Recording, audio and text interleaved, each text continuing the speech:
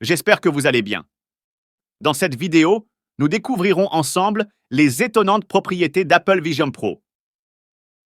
Avant de regarder cette vidéo, je vous invite à vous abonner à la chaîne et à appuyer sur « J'aime » si le sujet vous plaît.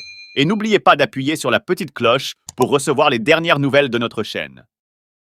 J'ai pu tester très rapidement ce nouvel appareil grâce à Jean-Baptiste de la chaîne YouTube iCollection qui a fait le voyage aux États-Unis, qui a assisté au lancement. Il a même pu voir brièvement Tim Cook et il m'a littéralement fait chausser ce casque. Et ce que je trouve très intéressant, alors j'avais des grosses traces sur le nez, c'est un petit peu lourd, il y a encore un fil, mais c'est assez dingue, notamment dans la capture du mouvement de mes yeux. C'est-à-dire qu'il y a plusieurs caméras, des lumières infrarouges qui vont voir là où vous regardez, et lorsque vous activez vos doigts, littéralement, on va saisir ces objets, on va pouvoir même zoomer, on va utiliser ce qu'on appelle un clavier virtuel, et c'est assez dingue, c'est-à-dire qu'on va aussi pouvoir utiliser plusieurs écrans en même temps. Alors, je m'en suis rendu compte lorsque Jean-Baptiste est venu, on était dans les locaux du Point, et j'ai pu assister à plusieurs transmissions de plusieurs matchs, ou encore choisir des films. Franchement, c'est quand même assez sympa. On peut même s'en servir pour apprendre à jouer du piano, c'est-à-dire qu'on va vous orienter là où vous devez mettre vos doigts pour respecter une musique donnée. Et on va peut-être pouvoir donner la parole donc à Nicolas Lelouch de Numérama. Nicolas, vous avez pu donc jouer vous aussi avec ce nouvel objet. Oui, tout à fait. Donc ça fait une semaine que je l'ai et je commence à bien le connaître puisque je dois le mettre 4 à 5 heures par jour. Je n'ai pas encore de traces visibles sur le front, mais je pense que ça ne va pas tarder à apparaître. Mais en effet, je l'ai ramené en plateau. Voici le nouveau casque d'Apple, ou casque, devrais-je dire ordinateur spatial, puisque la marque ne veut pas être apparentée au casque de réalité virtuelle, mais veut qu'on parle de ce produit comme un ordinateur que je vais mettre sur ma tête. Vous allez voir ce que ça va faire dans quelques instants.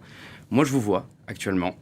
Vous n'allez pas tarder à voir mes yeux à travers cet écran, et l'idée c'est que je peux continuer cette conversation avec vous deux, voir le plateau, toucher le micro si je le veux, sauf que si j'appuie sur ce bouton, j'ai une galerie d'icônes qui apparaît et je peux accéder à mes applications juste en les regardant, répondre à des messages, aller sur internet, regarder des films, etc. Et lorsque tu regardes des films, Nicolas, on voit plus tes yeux, il y a une petite lumière qui s'affiche. Oui, c'est ça. Alors là, il y a peut-être une couleur qui est en train d'apparaître parce que je suis sur une application. Si normalement je me mets sur quelque chose de complètement immersif, mes yeux vont disparaître.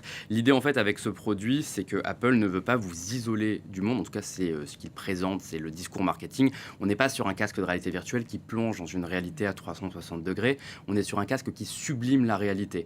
Donc c'est ce qu'on appelle la fameuse réalité mixte. L'idée, c'est que là, je vous vois, mais si je veux mettre un écran géant devant moi, je peux le faire. Si je veux approcher une fenêtre Twitter ici et la toucher comme si c'était une tablette, je peux aussi le faire. Et donc, ça augmente ma réalité en retirant les frontières traditionnelles des écrans. Et quel défi technologique est-ce que ça peut relever? Il y a plusieurs défis technologiques. Moi, quand j'ai récupéré ce produit il y a une semaine, j'étais convaincu qu'Apple allait proposer le produit le plus abouti technologiquement de ces dernières années, mais qu'on n'allait pas pouvoir faire grand-chose avec.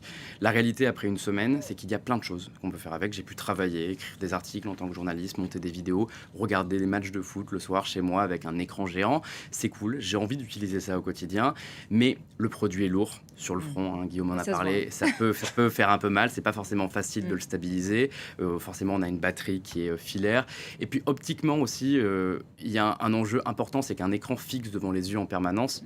Déjà, on ne sait pas quel impact ça peut avoir sur le long terme. Et ensuite, on peut avoir des problèmes de vision, y compris quand on n'a pas de lunettes, parce qu'on n'est pas habitué à ne pas avoir de différence entre le loin et le près. Et là, pour la petite histoire, Nicolas, vous vous êtes endormi littéralement sur la Lune. Absolument. Alors c'est quelque chose, je pense qu'il n'y a pas grand monde qui peut raconter ça. Je regardais un match de foot avec la Lune, je me suis endormi, je me suis réveillé, je voyais les étoiles, je ne comprenais pas où j'étais. C'est marrant. Merci infiniment pour ce témoignage, Nicolas Lelouch. Merci aussi à vous, Guillaume Gralet, pour cette chronique tech décidément très incarnée. Merci à vous de l'avoir suivi.